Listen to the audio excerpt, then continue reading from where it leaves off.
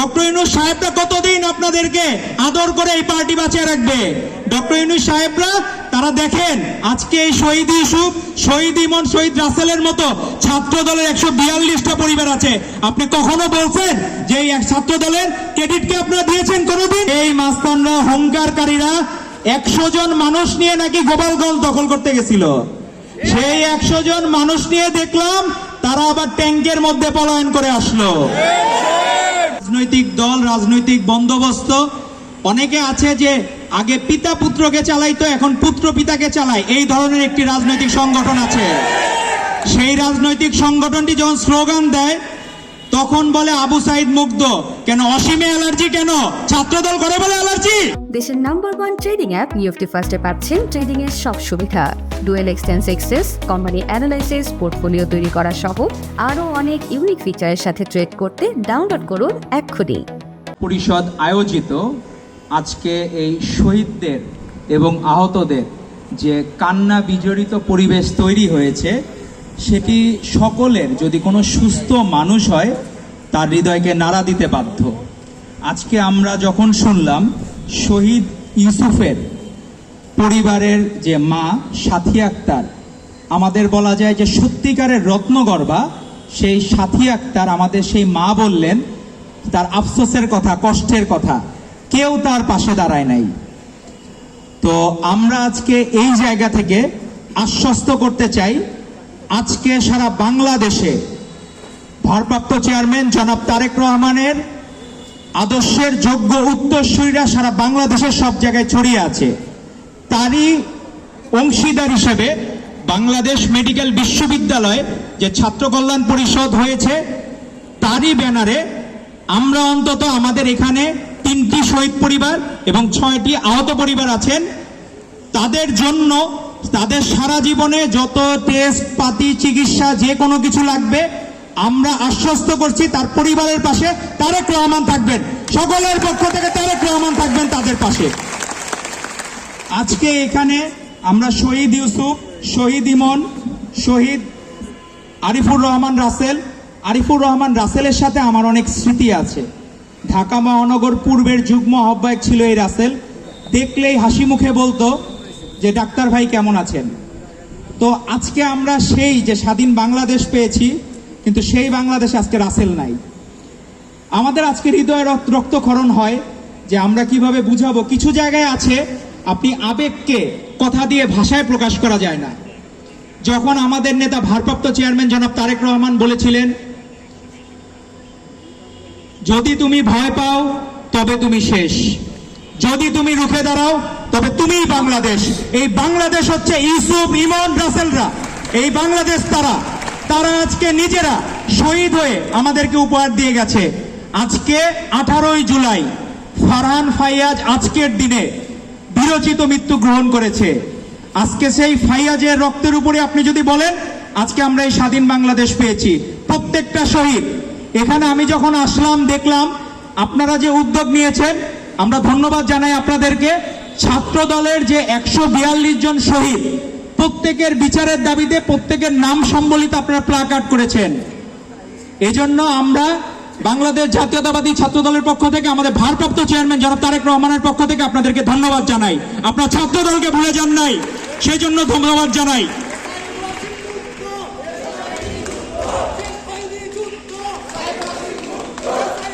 রাজনৈতিক দল, রাজনৈতিক বন্দোবস্ত, অনেকে আছে যে আগে পিতা পুত্রকে চালাইতো, এখন পুত্র পিতাকে চালায়, এই ধরনের একটি রাজনৈতিক সংগঠন আছে।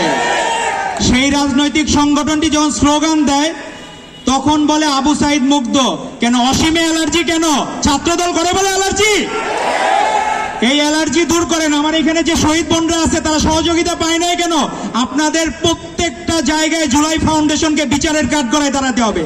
কেন আমার ভাইরা বিচার পাবে না? কেন ইউসুফের কবর এখনো হচ্ছে না? তার মায়ের এই কান্না, আপনার এই কান্না দেখে ডক্টর ইউনূস সাহেবরা কতদিন আপনাদেরকে আদর করে এই পার্টি বাঁচিয়ে রাখবে? ডক্টর ইউনূস সাহেবরা তারা দেখেন আজকে এই শহীদ ইউসুফ, শহীদ ইমন, শহীদ রাসেলের মতো ছাত্র দলের 142টা পরিবার আছে। আপনি কখনো বলছেন যে এই ছাত্র দলের ক্রেডিটকে আপনারা দিয়েছেন কোনোদিন? 1,500 শহীদের মধ্যে এই ছাত্র দলের প্রায় 150 শহীদ, আপনার কোনোদিন কিন্তু ক্রেডিট দেন নাই, কিন্তু আমরা কিন্তু আপনাকে সম্মান দেই। গোপালগঞ্জে আমরা দেখলাম যে ঘটনা ঘটলো 16 জুলাই ইতিহাসে দুই ভাবে ইতিহাসে থাকবে। প্রথম ভাবে থাকবে 16 জুলাই 2024 আবু সাইদ আর অসীম আকরামের 2 হাত প্রসারিত করে মৃত্যু, বিরচিত মৃত্যু। বাংলাদেশ যে বীরের জাতি সেটি প্রমাণিত হয়েছিল 16 জুলাই 2024-এ। সেই তার একই বছর পরে, ঠিক 1 বছর পরে সেখানে আমরা দেখলাম যারা খুব হুঙ্কার ছাড়ত, যারা অনেক কিছু মাস্তানি করত, সেই মাস্তানরা, হুঙ্কারকারীরা 100 জন মানুষ নিয়ে নাকি গোপালগঞ্জ দখল করতে গেছিল। সেই 100 জন মানুষ নিয়ে দেখলাম তারা আবার ট্যাঙ্কের মধ্যে পলায়ন করে আসলো। দেখলাম আবু সাইদের হাত প্রসারিত করে বিরচিত মৃত্যু, আরেকদিকে দেখলাম আপনাদের হাত গুটিয়ে পলায়ন। সেই পলায়ন কিন্তু বাংলাদেশের মানুষ ভালোভাবে নেয় নাই, কারণ আপনারা আমাদের কাছে বীরের আসনে ছিলেন। এখন এই কাপুরুষের মতো পলায়ন আমাদের কেউ ভালোভাবে নেয় নাই। বাহ্যিকভাবে মানুষজন বিবেচনা করবে, সেই হামলার আমরা তীব্র নিন্দা জানাই। কিন্তু আপনারা কেন, রাষ্ট্র যখন আপনাদেরকে সহযোগিতা করছে সেই সময় আপনারা কেন এত কিছুর পরে, আগে বললো স্বরাষ্ট্র উপদেষ্টা বললেন আগে থেকে নাকি ডিজিএফআই রিপোর্ট ছিল, অল্প বিস্তর হইতে পারে, তাহলে এই পেট্রোনাইজ কারা করেছে? আপনারা তাদেরকে ধরলেন না কেন? আজকে আমাদের এই শহীদ পরিবারের মা বোনের কান্না। আপনারা দেখলাম গতদিন রাজবাড়িতে স্লোগান দিচ্ছেন। কি স্লোগান? যে আমার ভাবি, তোমার ভাবি, সবার সেরা ভাবি। তো আপনারা আগের দিন এই ঘটনা করে পরের দিন ভাবি ভাবি স্লোগান দেন। বাংলাদেশের মানুষ কিন্তু বোকা না, এরা সব বুঝে। আমরা এই জায়গায়, আপনারা মনে করছেন যে এই পলিটিক্সটা কি ফানি ওয়ার্ক?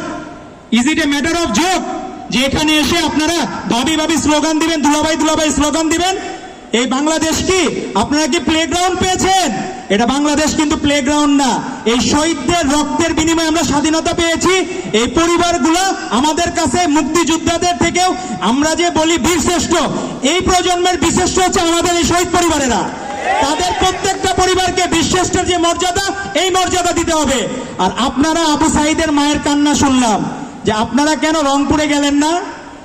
আমাদের প্রশ্ন হচ্ছে, আপনারা রংপুরে না দিয়ে গোপালগঞ্জে কি করবেন? আপনারা কি স্বাধীন করবেন? গোপালগঞ্জে খারাপ, এটি তো আমাদের ম্যাডাম আবাসিন দেশনীতি এবং খালেদা জিয়া আগেই বলেছিলেন। সেই সময় আপনারা, যখন রাষ্ট্র আমাদের বিরুদ্ধে ছিল, প্রশাসন বিরুদ্ধে ছিল, ইভেন বাসার একটা দারোয়ান পর্যন্ত সে 500 টাকা 1000 টাকার লোভে ছাত্র দল, যুব দল, স্বেচ্ছাসেবক দল, বিএমপি নেতাকে ধরিয়ে দিত। ওই মুহূর্তে আপনারা আমাদেরকে টল করেছেন যে আমরা কেন বালুর ট্রাক সরাইতে পারি নাই, আমরা কেন 28 অক্টোবর। এখন কেমন লাগে? এখন বুঝেন রাজনীতি কাদের?